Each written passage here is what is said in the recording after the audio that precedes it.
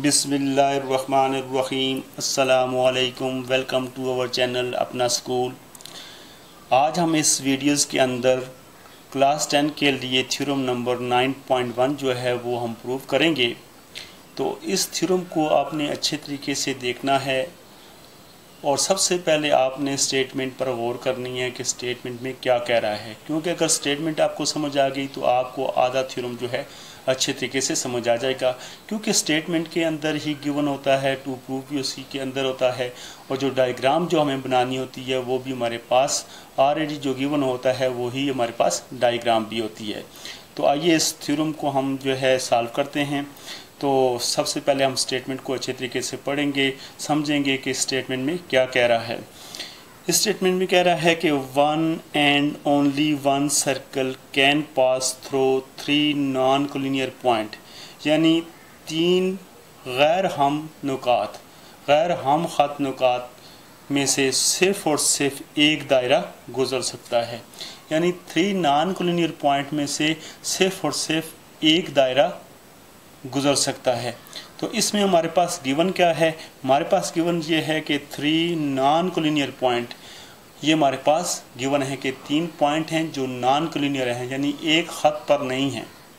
Collinear ऐसे point को कहते हैं जो एक खत में हों और नॉन कोलिनियर को ऐसे पॉइंट होते हैं जो एक खत पर ना हो। जैसे कि हमारे पास ये एग्जांपल से आपको बताते हैं। ये हमारे पास एक लाइन है, अगर एक पॉइंट हम यहाँ ले लें A B C, तो ये पॉइंट जो है हमारे पास कोलिनियर होंगे, क्योंकि ये एक ही लाइन पर वाक़या है, एक ही ख़त पर वाक़या है। अगर हम यहाँ से इनको देखें तो ये A B C, ये अगर 3 पॉइंट देखे जाएं तो ये नॉन कोलिनियर हैं, क्योंकि ये एक ख़त पर या एक जो है लाइन पर वाक़या नहीं है। तो इसी तरह यहाँ पर भी हमें कह रहा है कि 3 नॉन कोलिनियर पॉइंट में से सिर्फ और सिर्फ एक दायरा जो है गुजर सकता है। इसका मतलब यह है कि हमारे पास 3 नॉन कोलिनियर पॉइंट हैं, तो हम कोई से भी 3 नॉन कोलिनियर पॉइंट ले लेते हैं। एक हम पॉइंट ले लेते हैं यहाँ, जिसका नाम हम लेंगे A। एक पॉइंट हम यहाँ रख लेते हैं और एक पॉइंट यहाँ। इस पॉइंट को हम A का नाम दिया है, इसको हम B का नाम दे देते हैं और इसको हम C का नाम देते हैं। ये हमारे पास 3 नॉन कोलिनियर पॉइंट हैं। अब हमारे पास टू प्रूव क्या है, यही हमारे पास गिवन है कि ये हमारे पास 3 नॉन कोलिनियर पॉइंट हैं, यानी यही हमारे पास गिवन भी है। टू प्रूव क्या करना है? One and only one circle can pass through 3 non collinear point, यानी इन 3 नॉन कोलिनियर पॉइंट में से सिर्फ और सिर्फ एक दायरा गुजर सकता है। ये हमारे पास टू प्रूव है। तो आइए सबसे पहले गिवन लिखते हैं। गिवन में हमारे पास क्या है? तो गिवन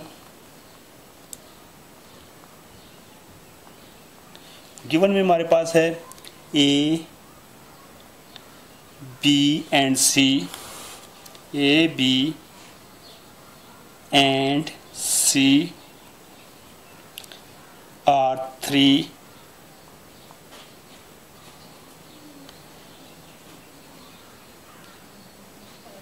non-collinear point.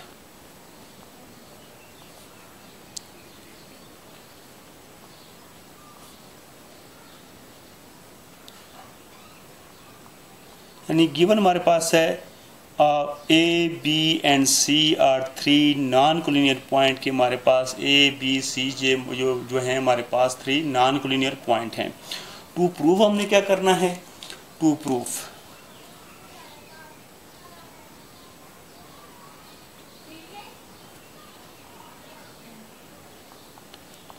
प्रूव हमने करना है कि हमारे पास one and only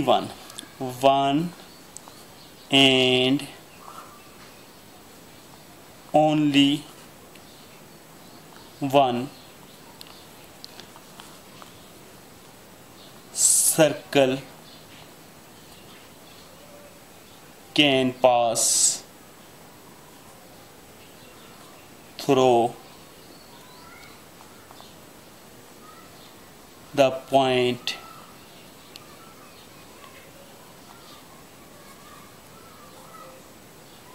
A, B and C। यानी हमारे पास प्रूव ये करना है कि one and only one circle can pass through the point A B C, यानी इन पॉइंटों में से सिर्फ और सिर्फ एक दायरा गुजर सकता है। अब बारी है हमारे पास कंस्ट्रक्शन की, कि कंस्ट्रक्शन को हम कंस्ट्रक्शन किस तरह करेंगे अपने काम को प्रूव करने के लिए। तो सबसे पहले हम लिखेंगे कंस्ट्रक्शन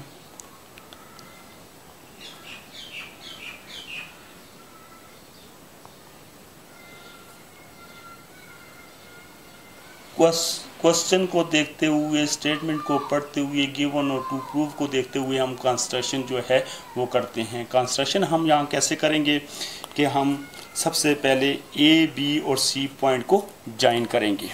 देखें हमने ए पॉइंट और बी पॉइंट को आपस में ज्वाइन किया और इसी तरह बी पॉइंट को सी पॉइंट से ज्वाइन कर लिया।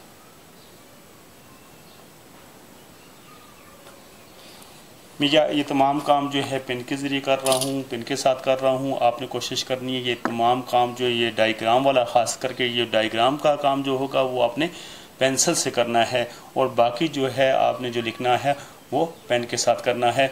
हम पेन इसलिए यूज़ कर रहे हैं कि ये आपकी ये लाइनें जो हैं आपको अच्छे तरीके से नज़र आ सकें।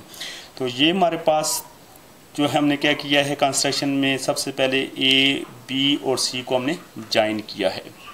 तो आप यहाँ कंस्ट्रक्शन में सबसे पहले ये भी लिख सकते हैं join B to A and C, यानी बी को ए और सी के साथ हमने ज्वाइन कर दिया है।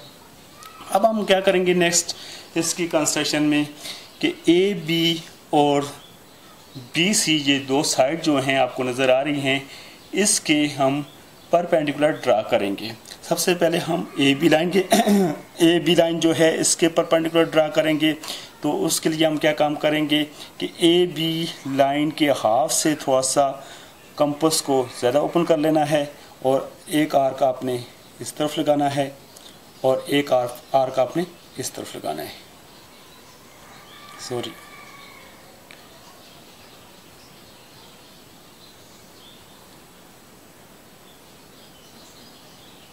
इसको मिटाना पड़ेगा, थोड़ा सा ये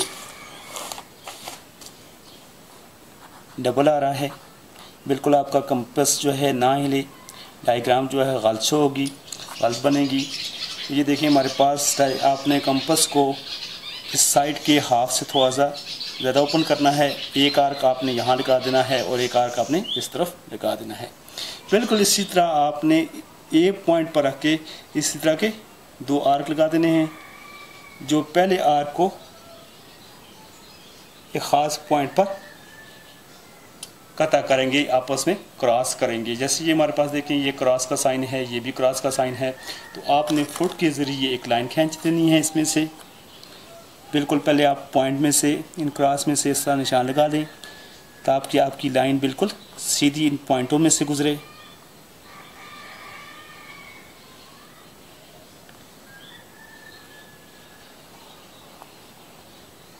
ये देखिए हमने एक लाइन लगा दी जो इन दोनों पॉइंटों में से गुजरती हुई हमने एक लाइन खींच ली है। इसी तरह हम बी सी साइड पर भी एक परपेंडिकुलर ड्रा करेंगे।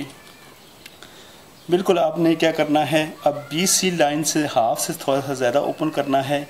एक आर्क आपने इस साइड पर लगाना है और एक आर्क आपने इस साइड पर लगाना है। अब पॉइंट सी पर आ जाना है और एक आर्क आपने इस तरफ लगाना है और एक आर्क आपने इस तरफ लगाना है। अब आपको दो पॉइंट नज़र आ रहे हैं, एक पॉइंट आपके सामने ये है और दूसरा पॉइंट आपके पास ये है। अब इन दोनों पॉइंटों में से गुजरती हुई आपने लाइन खींचनी है।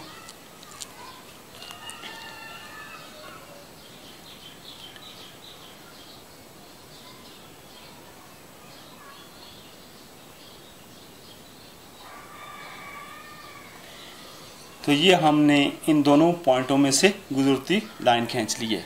ये जो हमारे पास परपेंडिकुलर जो हमने ड्रा किया है इसको हम नाम देंगे, यानी इसको हमने नाम दे दिया है ये x है और यहाँ ये हमारे पास जो है ये d है। इस पॉइंट को हम नाम देंगे d। इसी तरह हमारे पास ये जो हमने BC पर परपेंडिकुलर ड्रा किया है इसको हम नाम देंगे y और इस पॉइंट को हम नाम देंगे E का।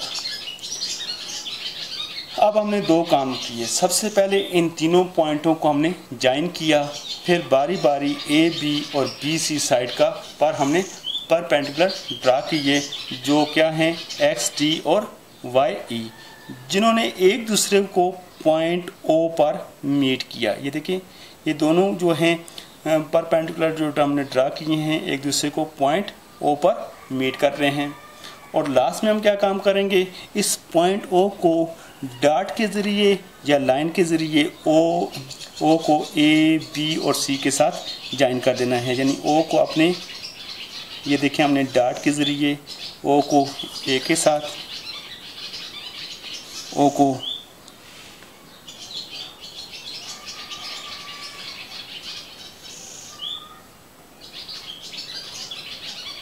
बी के साथ और इसी तरह ओ को सी के साथ ज्वाइन कर लें।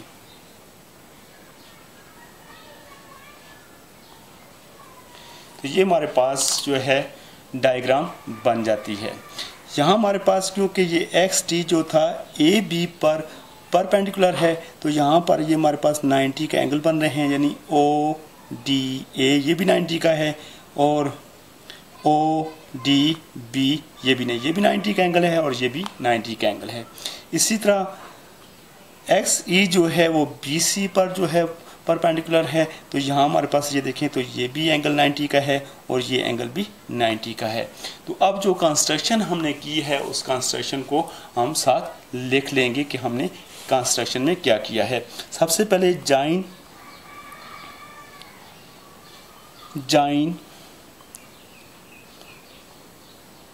B to A and C, B को हमने ए और सी के साथ ज्वाइन किया लाइन के ज़रिए। उसके बाद हमने क्या किया, draw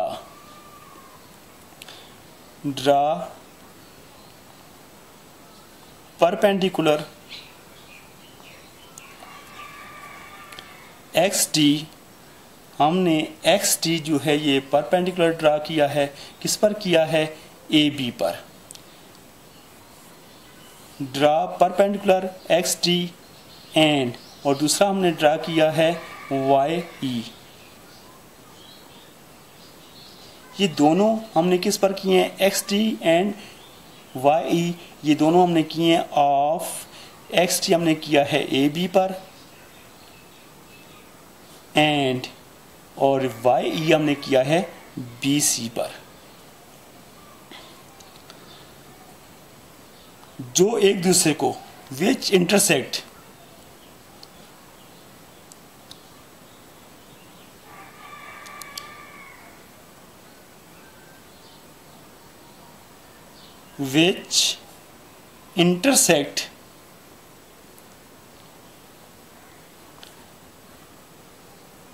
each other at point O। ये देखें, जो भी हमने कंस्ट्रक्शन में जो भी काम किया वो आपके सामने हमने लिख दिया कि सबसे पहले हमने पॉइंट बी को ए और सी के साथ ज्वाइन किया, फिर हमने परपेंडिकुलर ड्रा किए हैं एक्स टी और वाई ई, किस पर किए हैं, ए बी और बी सी पर। और उसके बाद हमने क्या किया कि ये दोनों जो परपेंडिकुलर जो हैं एक दूसरे को पॉइंट ओ पर मिलते हैं। और इसके बाद हमने क्या काम किया कि ओ को ए बी और सी के साथ ज्वाइन कर दिया। ज्वाइन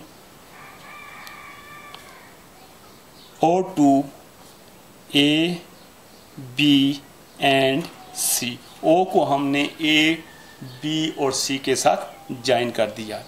अब हम अपने थ्योरम को प्रूफ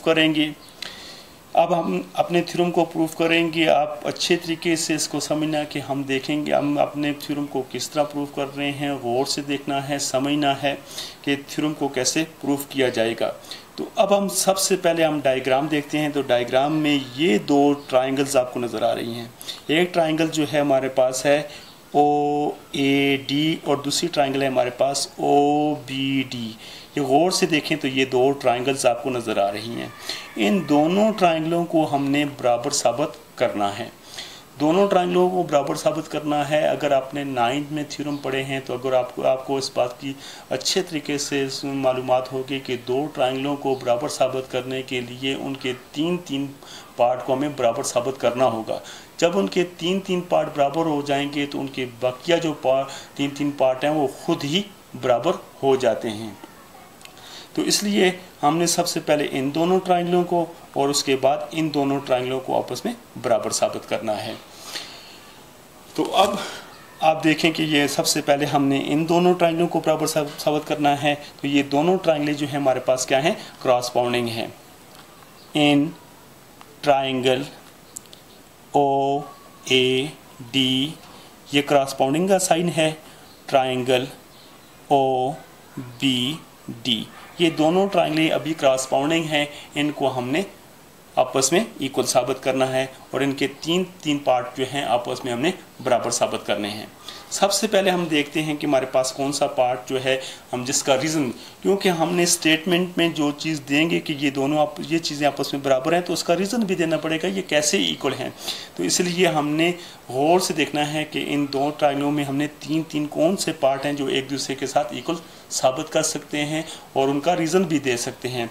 तो उसके लिए सबसे पहले हमारे पास है ओ डी ए, यानी ये angle O D A angle जो है वो ओ डी बी एंगल के साथ बराबर है।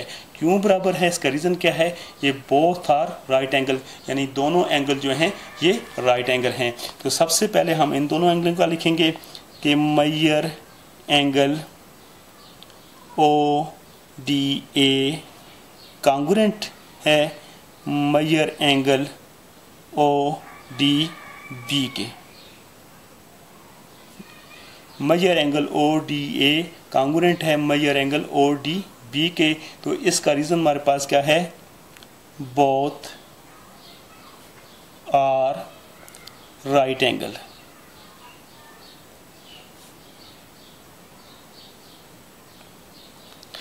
अब हमने दो ट्रायंगलों में एक पार्ट आपस में बराबर साबित कर लिया है विद रीज़न के। अब मज़ीद दो पार्ट और हमें चाहिए। तो अब हम देख रहे हैं कि ये हमारे पास जैसे कि हमने एक्स डी जो है ये परपेंडिकुलर ड्रा किया है ए बी पर, तो जब भी किसी हम साइड पर लाइन पर परपेंडिकुलर ड्रा करते हैं तो उसको वो परपेंडिकुलर उस लाइन को मिड में से कट करता है। तो इसका मतलब ये है कि ये डी जो है वो ए और बी का मिड पॉइंट है। तो हम कह सकते हैं कि ए डी जो है इस ट्रायंगल का हिस्सा है और बी डी जो है इस ट्रायंगल का हिस्सा है, यानी ये इस ट्रायंगल की साइड है और ये इस ट्रायंगल की साइड है। हम कह सकते हैं कि ए डी और बी डी आपस में बराबर हैं। हम यहाँ पर लिखेंगे मेजर ए डी, यानी ए डी साइड जो है वो कॉन्ग्रुएंट है किसके, मेजर बी डी साइड के, बी डी साइड के कॉन्ग्रुएंट है।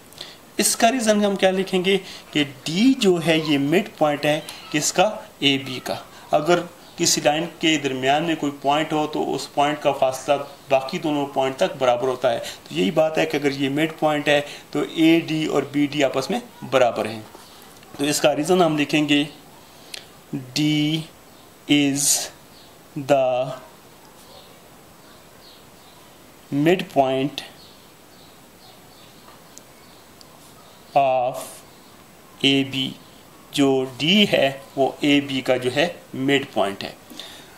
अब हम देख रहे हैं कि दो पार्ट आपस में बराबर साबित हो चुके हैं। अब दोनों ट्रायंगलों में तीसरा पार्ट, तो हम देख रहे हैं कि ये जो ओ डी साइड है ये इस ट्रायंगल की भी साइड है और ओ डी जो है इस ट्रायंगल की भी साइड है, यानी ओ डी जो है दोनों ट्रायंगल की जो है साइड है। तो इसका मतलब यह है कि ओ डी जो है ओ डी के बराबर है, ओ डी इक्वल है यानी कॉन्ग्रुएंट है ओ डी के। अब हम इसका रीज़न क्या देखेंगे, क्योंकि ओ डी जो है दोनों ट्रायंगलों में कॉमन साइड है तो इसका रीज़न भी हमारे पास क्या है, कॉमन।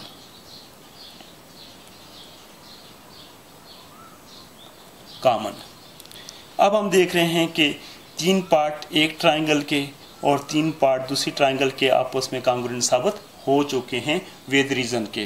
तो अब हम कह सकते हैं कि ये दोनों ट्रायंगलें भी आपस में कॉन्ग्रुएंट हो चुकी हैं। तो हम यहाँ शो करेंगे ट्रायंगल ओ ए डी जो है वो कॉन्ग्रुएंट साबित हो चुकी है ट्रायंगल ओ बी डी के। क्यों बराबर हो चुकी है? तो ये देखिए हमारे पास एक एंगल और ये दो साइडों के पेयर जो हैं आपस में बराबर हो चुके हैं। तो इसको हम कुछ इस तरह लिखेंगे साइड एंगल साइड, यानी दो साइड और एक एंगल एक ट्रायंगल के और दो साइड्स और एक एंगल दूसरी ट्रायंगल के, यानी या इक्वल डाल के आगे भी आप एस ए एस लिख सकते हैं कि एक ट्रायंगल की ये दो साइडें और एक एंगल और दूसरी ट्रायंगल के भी दो साइडें और एक एंगल आपस में बराबर हो चुके हैं। तो लिहाजा ये दोनों ट्रायंगल भी आपस में बराबर हैं। अब हमने पहले भी कहा कि जब ट्रायंगल कॉन्ग्रुएंट हो जाएं तो उनके बाकी, क्योंकि एक ट्रायंगल के भी 6 पार्ट हैं, दूसरी ट्रायंगल के भी 6 पार्ट हैं, तीन पार्ट तो हमने बराबर कह दिए, बाकी जो 3 पार्ट रह जाते हैं, तीन पार्ट, वो ऑलरेडी बराबर हो जाएंगे क्योंकि दोनों ट्रायंगलें कॉन्ग्रुएंट हो चुकी हैं। तो लिहाजा यहाँ हम कौन से पार्टों का नाम लेंगे? हम कह रहे हैं कि जैसे ओ ए देखें तो ये इस ट्रायंगल का हिस्सा है और ओ बी देखें तो ये इस ट्रायंगल का हिस्सा है। तो लिहाजा ये दोनों भी आपस में बराबर हैं क्योंकि ट्रायंगलें कॉन्ग्रुएंट हो चुकी हैं। तो फिर हम लिखेंगे यहाँ ओ ए कॉन्ग्रुएंट है ओ बी के। इसका रीज़न क्या है?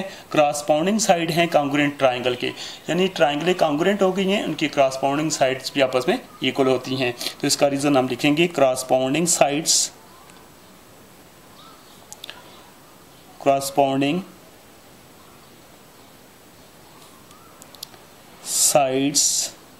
ऑफ कॉन्ग्रुएंट ट्रायंगल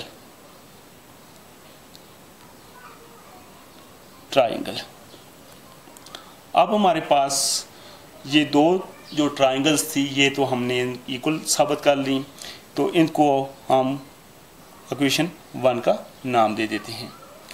अब हम बाकी दो ट्रायंगलों को बराबर साबित करेंगे, जैसे ये कि हमारे पास ट्रायंगल है ओ बी ई ओ सी ई, इन दोनों ट्रायंगलों को भी हमने उसी तरह बराबर साबित करना है। तो अब हम लिखेंगे इन ट्रायंगल ओ बी ई क्रॉसपाउंडिंग है ट्रायंगल ओ सी ई के, यानी ये हमारे पास दो ट्रायंगल्स हैं। एक ट्रायंगल है हमारे पास ओ बी ई और दूसरी ट्रायंगल है ओ सी ई, ये दोनों अभी क्रॉसपाउंडिंग हैं।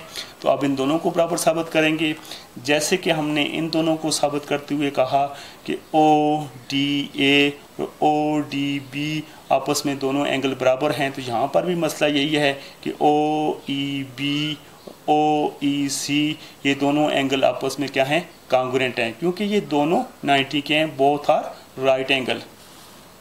तो यहाँ पर हम इन दोनों को लेंगे measure angle O E B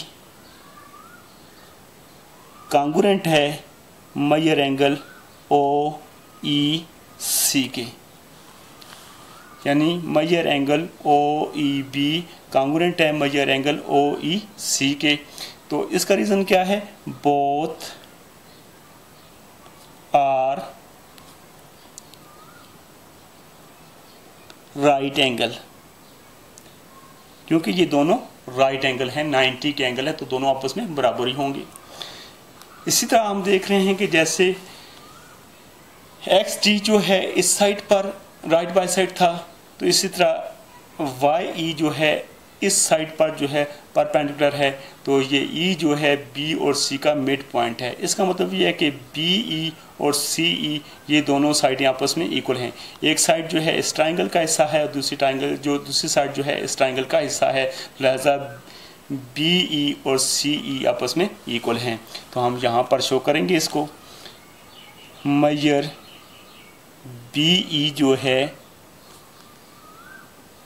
congruent है मेजर सी ई के,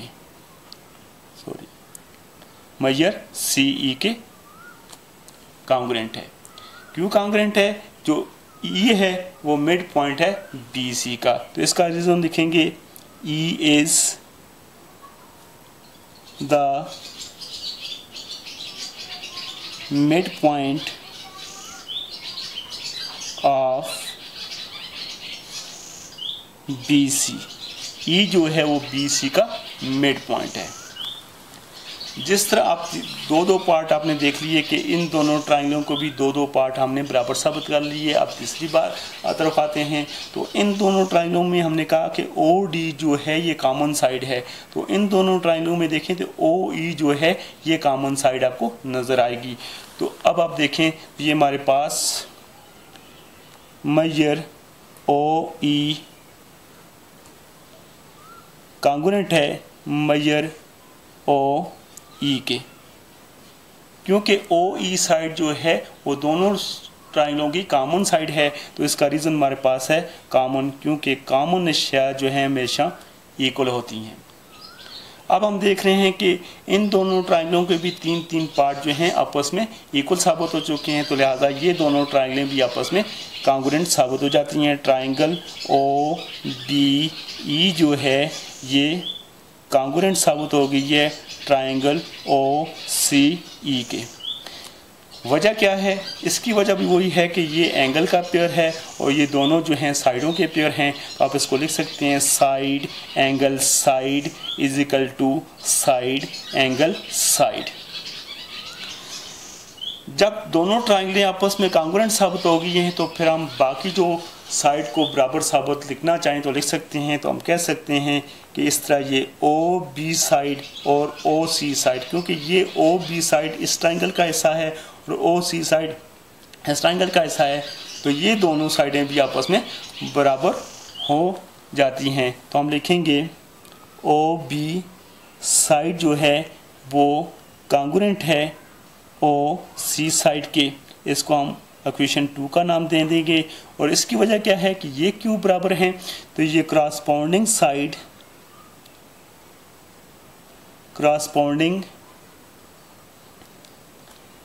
साइड्स ऑफ कॉन्ग्रुएंट ट्राइंगल, कि ये क्रॉसपोंडिंग साइड्स हैं कॉन्ग्रुएंट ट्राइंगल की, ये इसलिए आपस में ये भी बराबर हैं।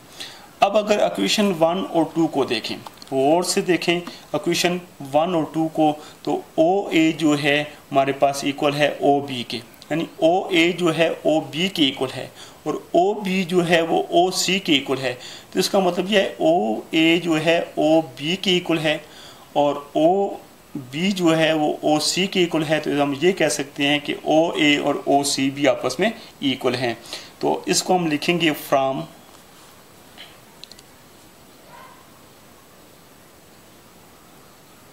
फ्रॉम 1 एंड 2, 1 और 2, यानी इक्वेशन 1 और 2 में हम देखें तो फिर OA जो है OB के बराबर है, आगे ये OB जो है OC के बराबर है, तो लिहाजा OA जो है OC के भी बराबर है। तो हम इसको लिख सकते हैं कि OA इक्वल है OB के, यानी कॉन्ग्रुएंट है, और OB कॉन्ग्रुएंट है OC के। तो फिर ये भी हम शायद कह सकते हैं कि ये इनका फासला जो है O से बराबर है, is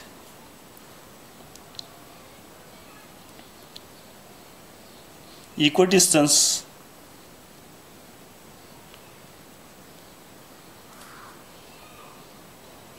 from point O to A B and C।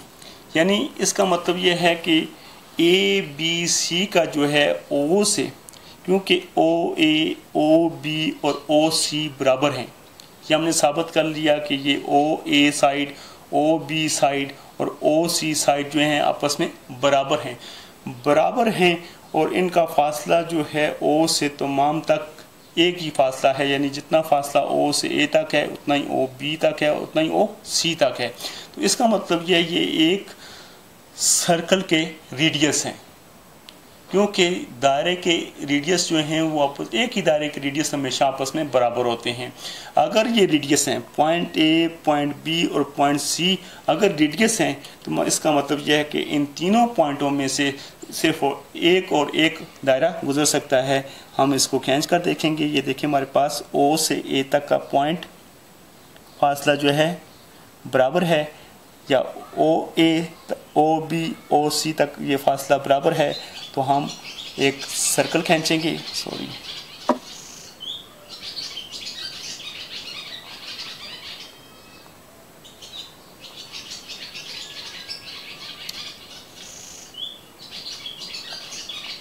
Sorry ये थोड़ा सा कंपास हिल जाता है, कंपास को आपने मजबूत रखना है।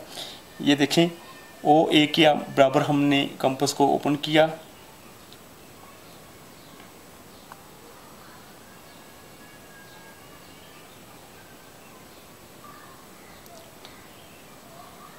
इन तीनों पॉइंटों में से आप गौर से देखें तो सिर्फ और सिर्फ एक सर्कल गुजर रहा है।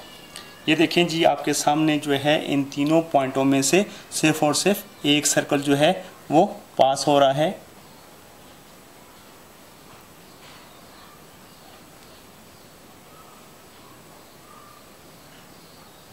यानी इन तीनों पॉइंटों में से सिर्फ और सिर्फ एक ही सर्कल पास हो रहा है, एक के अलावा बाकी सर्कल इसमें से पास नहीं हो सकते।